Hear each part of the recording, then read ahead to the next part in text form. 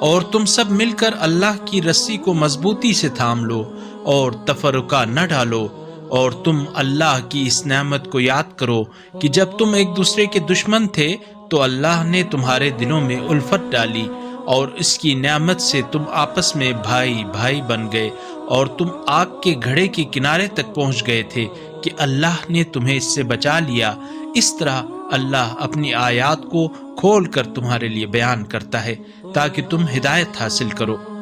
اور تم میں ایک جماعت ایسی ضرور ہونی چاہیے جو نیکی کی دعوت اور بھلائی کا حکم دے اور برائیوں سے روکے، اور یہی لوگ نجات پانے والے ہیں۔ اور تم ان لوگوں کی طرح نہ ہونا جو واضح دلائل آ جانے کے بعد بٹ گئے اور اختلاف کا شکار ہوئے، اور ایسے لوگوں کے لیے بڑا عذاب ہوگا۔